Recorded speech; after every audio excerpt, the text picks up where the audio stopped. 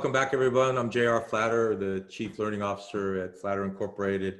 I'm here with Megan Long and Miss Brittany Chang. Today we're talking about ISO 9000 and 27000 certifications, but also on a broader perspective, the process itself. Is it worth doing? What value do we receive? What challenges did we have in seeking and sustaining those relationships or those certifications? So how's everybody doing?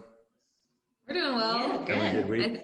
I think we're both doing much better after the August audit is now over with. And we finally received the actual certificate. That was super exciting. I was showing everybody in the office. Yeah, so you know you're a geek when you're showing people your ISO 27001 certification and you're excited about it. Yes, I'm well aware. I have been called that before, yes. Well, for everybody who's listening perspective, y'all received your 27001 literally days ago, right? That's right, yeah. So we've had the 9001 for what, close to a decade? Yep, we got that Brittany, in spring of 2009. Yeah, so even longer. So you were involved in that, right? 11 years ago, you went through that pain. And now you and Megan and Alexandria, who I don't think is joining us today, were involved in the 27001. So a lot of scars, a lot of lessons learned, I'm hoping that we could share. And then we wrote an essay earlier in the week that you saw about the pros and cons of seeking the ISO certifications. So we could certainly talk about those. Mm-hmm. Yeah. So that, let's just jump in. So it's very fresh in your mind, the 27001, but I'm sure it brought back a lot of memories about 9001. Mm-hmm. Talk to us, what are some of the lessons learned? Rabbit holes we don't want to go down, things we absolutely need to do. Right. Well, I think definitely went a lot smoother than our 9001 pursuit. I think, we didn't quite know what we were getting into. And in the quality management world, when you talk to ISO auditors and even CMMI registrars and things like that, they call ISO 9001 the mothership. So once you've got this really nice backbone of a quality management system and a way to document policies and share them and communicate them with your employees, that becomes really easy then to apply to other standards, including CMMI development services, CMMC, your NIST quality management and compliance plans, even your HR compliance. So I think what's really great about ISO 9001 is it gives you that vehicle to kind of attach on additional certifications. Yeah, and I agree. I think it was definitely helpful that you guys had gone through the 9001 initially, because that definitely helped us to know what was going to be needed, what was going to be asked. So it really helped us be able to lay the groundwork and then really work through and work with everybody else in the company, sit down with HR, understanding really what their processes are, what will work for them, what won't work for them, especially with the ISO 27001, because there is, cybersecurity elements and IT elements. So you don't want to bog everybody down and all the users down. You want them to be efficiently doing their job, but making sure that we're still being secure. Yeah. Sure. So talk to us a little bit about the mechanics of what is ISO, why would you ever want to go do it, and what are some of the sustainment challenges of keeping it? Yeah, and Megan and I talked a little bit about lessons learned and what it takes to gain and then maintain these certifications. And I think it's really important that you have one person who's dedicated to it, to getting the certification and to having that commitment to kind of maintaining the beast. Yeah. So in that case, for this certification, it was Megan. So she was responsible for looking at what the new requirements on 27001 were, and then you really just have to, and we do this all the time with requests for proposal from the federal government, but you take all the requirements, put them into a matrix, map your existing policies and existing practices to the new standard, like 27001, for example. And hopefully you can check a lot of boxes with what you're already doing. which we were able to do with the 9001. And then also just in our pursuit with NIST 800-171 compliance, we're already doing a lot of these good security practices in our information system. So then you identify the gaps, right? So I think a lot of people are familiar with the term gap assessment or gap review. Mhm. And then you say, okay, what am I required to do that I'm not doing today? What's it going to take to get me to that compliance level? So we started this process, I think around like March, right as COVID was hitting. Yes, it was right as COVID was starting. Yeah, we kind of started that process, and you eventually have to hire an auditor to come in and do your audit. And luckily, our auditor was really great in working with us and actually collaborating during the gap phase. And then we had a phase 1 audit and then a phase 2 audit. So all of those steps along the way helped us make sure that it was going to be a success by the time we got to the phase 2 audit. Yep. So if you hadn't done this before, I know for things like GSA schedules and sometimes even for large IDIQs, we hire on consultants to help us out. Would I need a consultant if I was looking at a blank chalkboard and deciding to go for one of these certifications? Sure. I'll let Megan start with that one. So I would say possibly, but not necessarily, especially with cybersecurity. If you look across, even if it's NIST, ISO, and even the CMMC that's coming up, there's very specific pillars within cybersecurity that you are expected to meet. So the confidentiality, the integrity, the availability of the resources. So there are some very basic standards to every cybersecurity program. So that's extremely helpful because then there is a lot of tools that help you, especially with looking at your risk, identifying where those types of gaps are. So I think it also depends though on the size of the company, right? So I think we're a smaller company, so it's easier for us to sit down with everybody, say, okay, this is what we should be doing. This is where we think we're missing things and what can we do to kind of bring everything up where it needs to be. But perhaps maybe if it's a larger company that was implementing it where you have, multiple systems we have development and you have a huge procurement and things like that, then most likely a consultant at that point would be a lot more helpful. Yeah, I think to answer that question, it's kind of just the simple, what's cost, schedule, budget? Amongst those three, what are my priorities? Am I looking to do this really quickly? Am I looking to do it very cheaply? So I think if you're willing to have a 2-year schedule in a low budget, you can totally take it in-house, and it's just going to take a long time. And then if you have a bigger budget and want to do it more quickly, I would, if you have those resources, I would definitely recommend that you take advantage of best practices in industry, because ISO 9001 for services has been around for many, many years. And there's things like for under $1,000, you can buy an ISO document library for 9001. And that is a huge time-saving tool to give you, 100 standard operating procedures that you can tailor to your company that are already compliant. And then you really just worry about, how do I tweak this to meet my process, rather than reinventing the wheel that's been a well-oiled machine for decades for ISO 9001. So I guess it depends what your priorities are. Yeah, definitely time, space, continuum, dollars, how fast. I have to tease both of you because you've been around DoD so long that you're throwing acronyms around and you're not even recognizing that you're doing it. Everyone knows what CIA stands for, right? So you mentioned NIST and you mentioned CMMC. So I can say those words, National Institutes of Standards and Technology, and I can say cybersecurity maturity model certification. Why are those relevant to me? Yeah.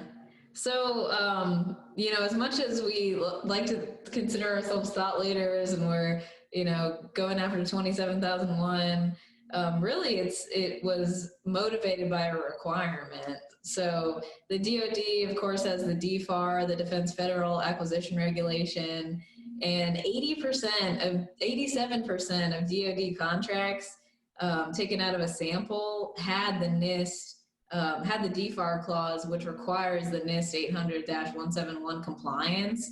And so, we've had that requirement for a few years. Certainly the past couple of years, we've had requirements with that DFAR clause. And CMMC is a little bit expanded from the controls of NIST. So there's over 100 controls identified in the NIST 800-171.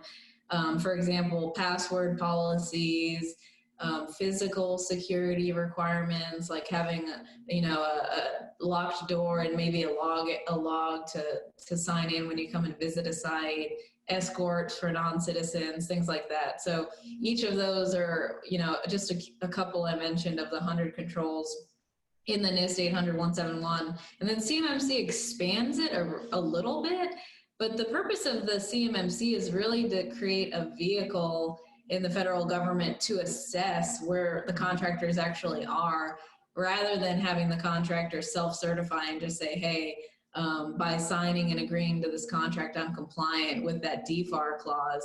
They're taking a step further and saying, show me. And so many contractors out there don't have that mechanism to show the contractor what they're doing and that the controls are in place. Are the controls documented even? So, you might require your 5 employees to change their password every 30 days, but is that in an SOP? Is that in a policy in Microsoft 365, or are you just kind of reminding them via email? So it's kind of taking it to that next maturity level, as the name implies. Yeah, with CMMC, it's all about the auditability, to make sure that everybody is on that same level playing field. And then by making it auditable, it's really going to enable them to gather the facts and the data to see, is this working? Are we seeing smaller amount of attacks? Are we really starting to build up this strength and protecting, our important government assets? And so that's really, the meat of the CMMC. So what was that? NIST 100-871, you said? 800-171. Does it scare you at all that you know that? Well, I've been looking at it a little too often. I couldn't cite the DFAR clause, but I do have it written down somewhere. You're funny. So I've been hearing a lot about this cybersecurity maturity model certification. Is it really going to happen? Should I start getting ready now? I've heard some hints that it might be imploding upon itself. What are your personal and professional opinions on where we're at and where we're going with that?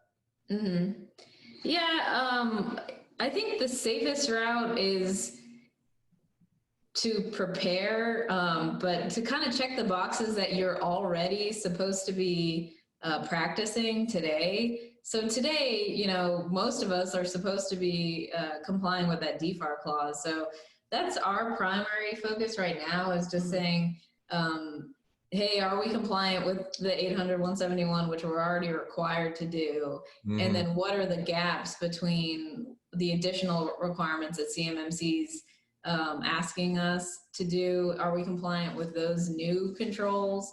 I think it's wise for industry to start looking at that and identifying what type of infrastructure changes they would have to make.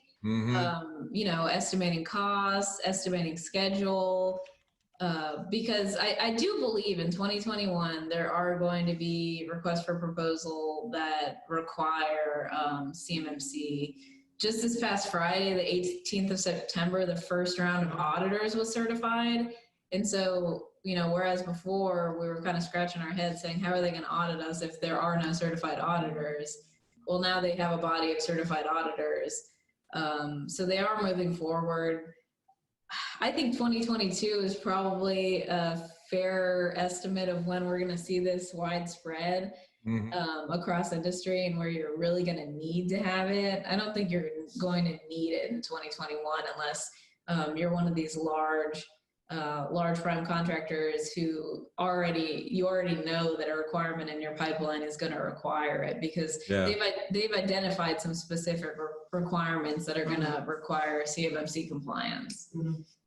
Yes, I agree. It's definitely 100% happening. I don't think it's imploding on itself. I think they're definitely still working through, some of the controls and, are we going to add a little bit more to, level 3, a little more to level 4? What are we going to kind of allow to be a check in the box if you have an ISO audit? So I think there's some of those things still being worked out, but I've been on multiple calls since CMMC started. And another, amazing thing to think about is a lot of this started coming out December, January of, hey, get ready, hey, get ready. And they already have auditors in place. Mm-hmm. And that's a significant move to get from, hey, this is going to happen, we're still working some controls, to actually having auditors and saying, we're going to be able to start doing this and start putting this information into RFIs and RFPs. And they also have a list of, service providers.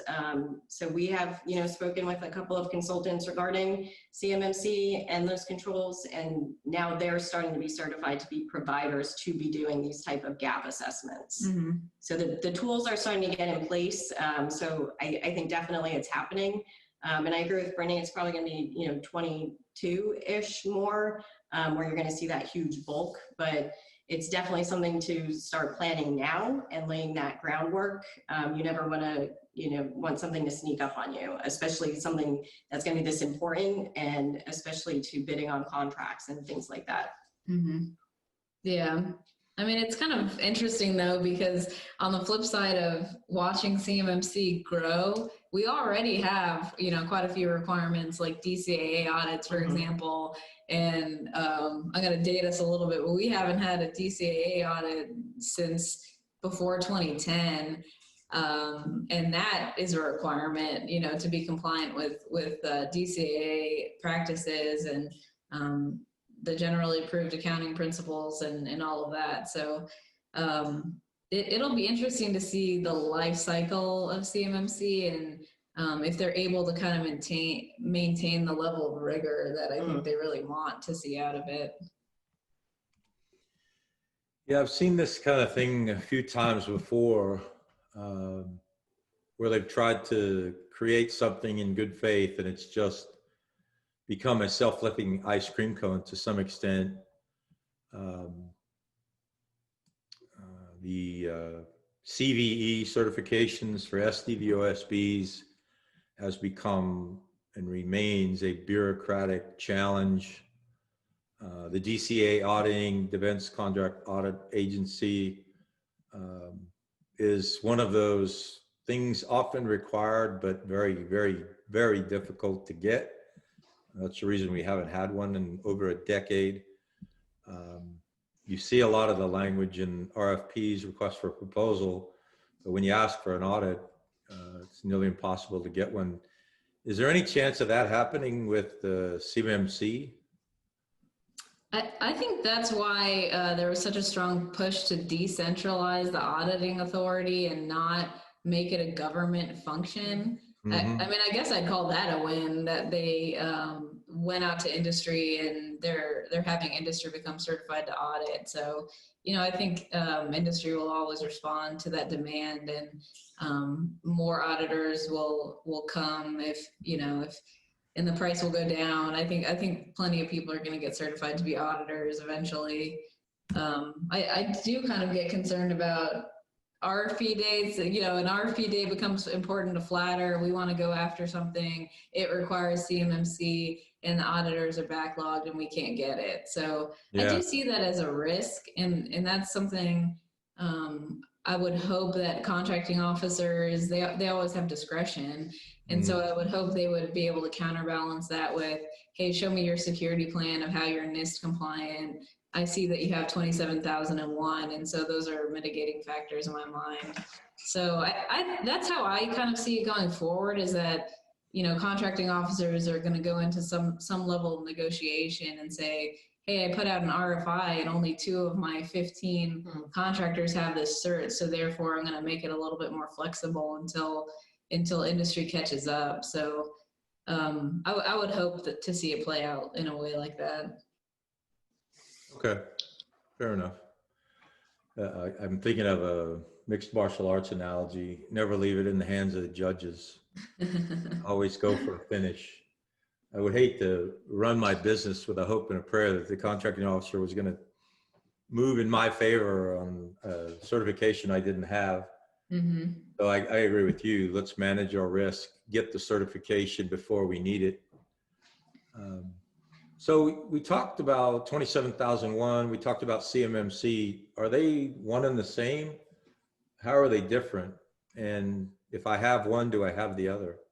Mm-hmm. Yeah. So I think what's really great about ISO in particular is it really helps you create that mothership that we talked about before of maintaining a quality management system, communicating your policies with your employees, and then also having a mind for continuous improvement. And certainly cybersecurity is one of those things that's ever changing.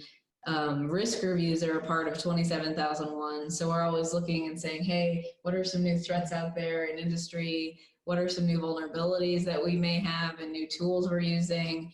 And just constantly be evaluating. So the short answer is no. To have ISO 27001, there's been a little bit of dialogue about potentially being grandfathered then into CMMC level 1 and 2 with your ISO 27001.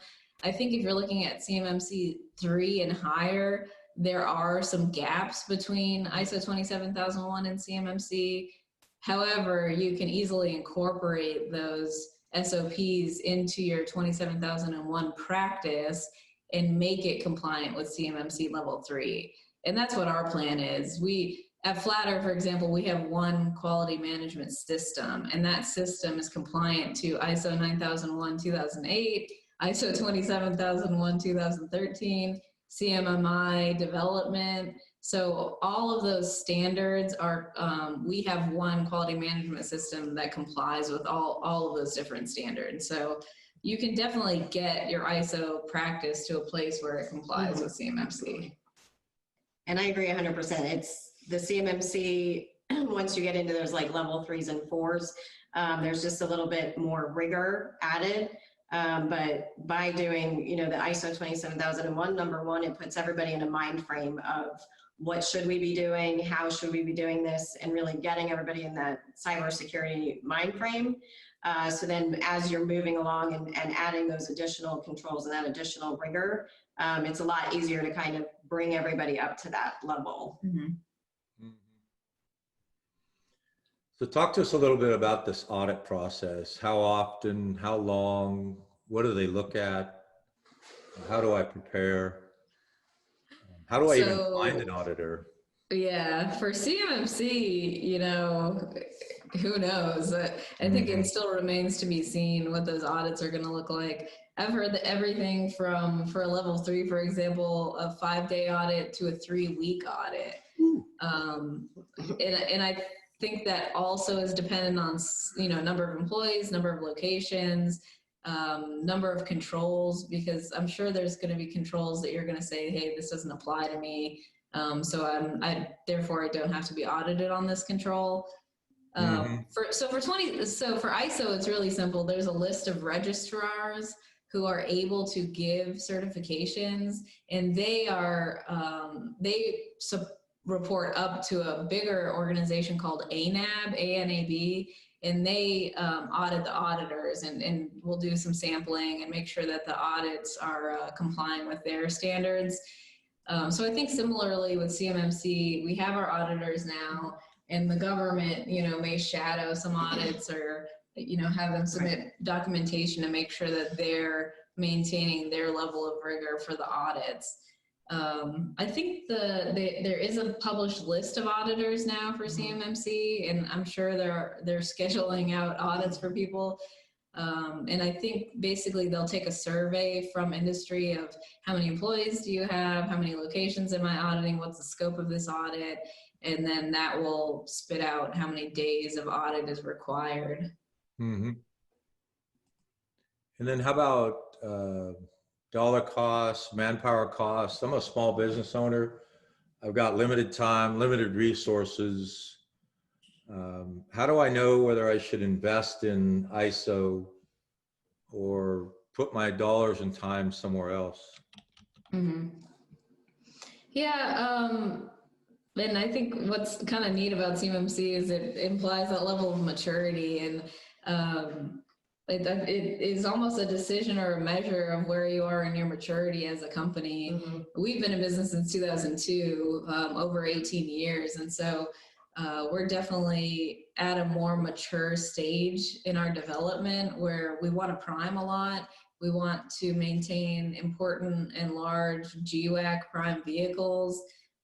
We want to have access to a certain population of customers, and therefore we need a quality management system to win, Homeland Security PAX 2, to win OASIS, to win Alliant, CIO-SP3. C4D maybe even required a quality management system at some point, but for a lot of those large vehicles, if you want to prime those, you've got to have some sort of maturity in your process. So for us, I think it's a no-brainer to pursue it. If you're, a brand new small business and you're looking for subcontracting opportunities, I don't know that I'd necessarily prioritize ISO. But then again, your prime contractor is probably going to flow down that DFAR clause for NIST compliance. So on whatever level that maps to your needs, you have to be compliant. So you can document that very simply in an Excel sheet and in a 5-page security plan that says, hey, here's some vulnerabilities and how I'm going to bridge that gap. So I think as a lowest bar, the focus should be on how to get your small business NIST compliant. Okay, sure. Great advice. Yeah, you just said an acronym within an acronym. ANAB is American National Standards Institute. That's the A. And the NAB is National Accreditation Board. So good for you. Well, I'm glad you're Googling us in the background. So I think, as a small business and I'm trying to get on a team, I tell everybody that asks, and a lot of people who don't, you need to have at least 2 things to bring to the team to be welcome to the team, because there are 10,000 people with one discriminator that they could bring to my team. And those kind of discriminators are, what is my socioeconomic status? What is my past performance? Who are my customers? What do I do for a living? It's an endless, do I know the customer? Does the customer know me? Any one of those can be a unique differentiator. And to come to a prime contractor and ask for a place on their team requires at least 2. One of them is usually your small business status of one flavor or another. And then where do I get that second one? Because in many ways it's chicken and egg, right? You need past performance, but no one will bring you on the team because you don't have it. And so a certification can be a purposeful discriminator that you can add to your quiver, but it's not going to win you business alone and by itself. It takes many quivers, many arrows in that quiver to be appealing to a prime contractor and also to win a prime contract. So I wouldn't recommend investing for the capability by itself, but if you need a discriminator to get you on a team, or you need a discriminator, a lot of these big contracts that you mentioned earlier being pointed out, you get so many points for this, so many points for this, so many points for this. And so if you need a few extra points to get you over the hurdle, you might seek the differentiator for that. But as we were talking about yesterday, I think seek the certification for the discipline, not for the sheepskin. You can hang it on your wall, you can put it on your business card, you can put it on your website, but it's not going to earn you business by itself. Right. And it's not the differentiator that many other differentiators could be. And as we've already discussed, there are real opportunity costs associated with seeking and sustaining. So you talk about the certification process, and then the auditing is you have an internal auditor on staff, make sure you're staying compliant, and then Mhm. you have to fly somebody out here. Is it every other year for the ISO? I forget exactly. Yeah, so for ISO, it's at least, we do 2 internal audits a year with our certified auditor who is a W-2 at Flatter.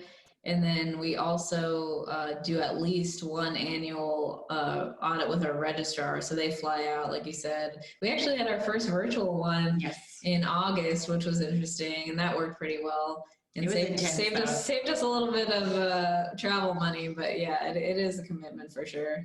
Okay. I think in my personal opinion, you know, as CEO, the biggest commitment from my perspective is being stuck in that room with the auditor for an 8-hour Oh, day, my goodness. because Yeah. you can't do anything else. You have to somewhat turn off. And luckily, you know, I have Megan here and she's fully capable of driving without me. So, yeah, to be tied down and not be able to answer customer requests or even do proposals during that time frame that the auditor is there, you want to try to limit that as much as possible. Yeah. So that's something to think about. If I'm building in my brand new company and I think I need an ISO certification, or I know I need a CMMC certification, or I'm thinking about CMMI, and I was going to plant that seed in Megan's mind. That's probably next. CMMI level 3. Get ready. That if We're I don't almost have there, to to be honest, on that one. say again. I said we're almost there on that one, to be Yeah, honest. exactly. What do we say? Zip, zip, zip. Zip, zip, zip. Just knock it out. Give yourself 2 weeks in a locked door, and you'll get there. Get it done. We were joking with Megan because I think we had an audit like the first week of August, and the auditor's like, I could be back here in 2 weeks to do phase 2. And we all nodded our heads and said, yes, let's do it. And Megan's like, no. Well, you We just did do it. reminded We me. did get through it. Yes. Yes. You just reminded me that we haven't even talked about, and we should probably save it for another discussion, but facility certification. Mm-hmm. We've had a top secret facility clearance for our entire 19 years in business, and that comes with its own requirements and compliance and manpower and real dollars. Absolutely. So all of this is going on simultaneous to all of the other business phases we have, is, you know, identifying where qualifying is it real, capturing it, filling in all the white spaces we can, the knowledge that we don't have or performance that we don't have, teaming partners. Yeah. Well, and it's funny because CMMC is actually kind of shining a light on the fact that your FCL is inextricably interwoven with your cybersecurity presence. Mm-hmm. I mean, our auditor, Randy Stacy, who we love, he would literally walk around and look at manufacturers on hardware, ask about our information security practices. So I think those are going to become even more and more important, that your FSO and your information security manager are maybe even the same person, but definitely communicating and collaborating. Absolutely. Yeah.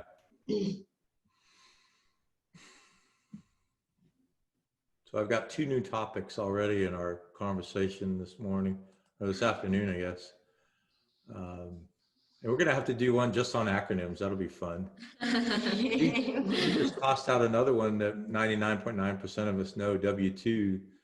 But in our world, that means full-time employee, or we even have part-time W-2s, or 1099s, which is the part-time IRS form that people fill out at the end of the year. Mm-hmm. It's so funny, you get so embedded in these things, you don't even realize that your language is awash in them.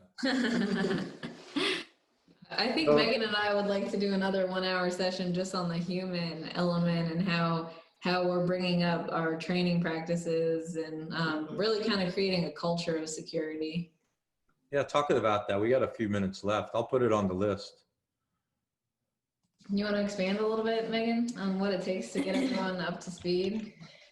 So I think, I mean, with employees and the users, they're our first line of defense. And so it's really important that you are really teaching them, not just saying, do this. Because when you say do this, then it seems like a roadblock to them. They're like, all I want to do is my work, come in here, sit down. Mhm. Why are we doing all these things? Why can't we just, download the software? So really getting the employees to understand why we're doing it, that, it's not just to make life difficult. I think that is really the key.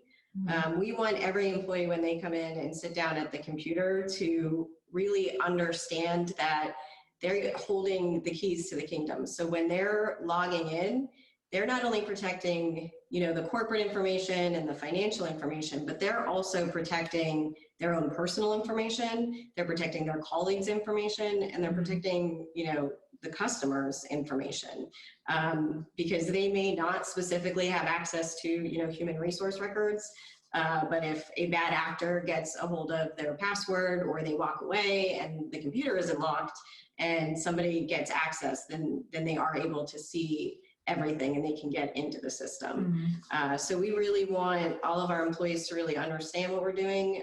So we do, review all of the SOPs that, we do, individual trainings on specific things like our password manager, how to review, phishing, emails, things like that. We go over our SOPs with our biweekly calls.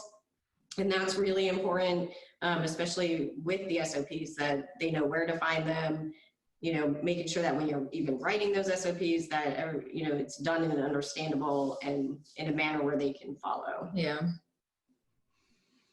Yeah, thanks for that.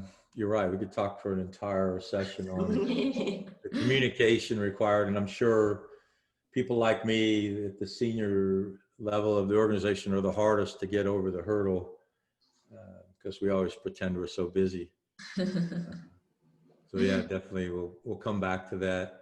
And your comments remind me a little bit of what we were talking about a while ago, and that is, don't pursue it just for the certification or just for the sheepskin, but actually live the standards in your day-to-day business practices. I remember back when we first got the 9001, that was part of our mantra, is we want this to be part of our business process, not just something on our business card. So building that kind of culture is very difficult, but in the long run, it brings great dividends. Yeah. So CMMI's in your future. What does the next few months look like for you? Oh gosh. So a little bit like we said, I think the next few months are going to be closing the gap between the new controls required by CMMC and the controls we already have in place. And are there gaps? And then, patching those gaps. So I think that's the next thing we're going to do, is do a CMMC level 3 gap analysis, because that's where we believe we need to be, is at level 3 for the work we're doing and for the materials that we're handling. So yeah, we had a little bit of a break. We took a breather for about 2 weeks, and now it's done. Now it's time to hit the road. Yeah, and we're also physically building out a new space. We purchased a new building here in Spotsylvania, and so just little things about making sure the floor plan has physical security built in. And that's what's kind of fun, is once you've got a baseline set up, then everything you build from today forward has security in mind. And it's not an afterthought. You don't have to patch holes. You actually design with security in mind.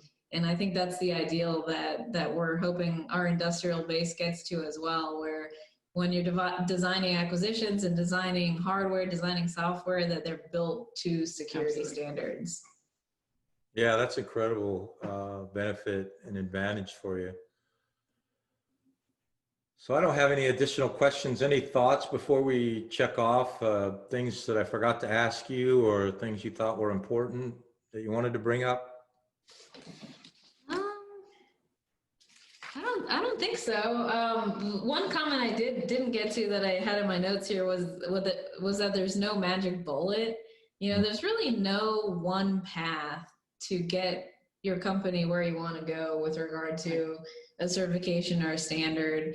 It really has to be standard to what you're trying to accomplish, what you're trying to achieve. And so I could give advice all day long, but I think Megan and I will kind of say, hey, if anyone wants to reach out to us and ask for advice for your particular situation, please do that. Because there is no one right answer, but I think in talking through it, you can kind of get where you need to be with your budget and with your time constraints. And also Great. just remembering that cybersecurity, I mean, it's ever evolving. Mm-hmm. And so it is really embedding that culture, because there's always going to be new threats, new vulnerabilities, new things that you're having to address. Mm-hmm. And you really need all your people behind you to, when those things come up and when you need to make those changes, really making sure they understand so that they're reporting phishing and, things of that nature. It's ever evolving, and it's going to be an ever evolving process. Even if you are audited and do have certifications, it's really a mindset that you need to stay in and stay on top of. Mm-hmm. Great. Thank you. Well, I think we have a ton of information that you've passed along for our listeners and readers. So thank you very much. And as always, you mentioned it already, Brittany, but anybody wants to follow up and have a follow-on conversation, our door is always open, ready, willing, and able to spend time with our peers in this industry and help them in any way we can. Mm-hmm. Yep. So have a great day, and I'm sure we'll see you soon. Thank you. Bye. Bye.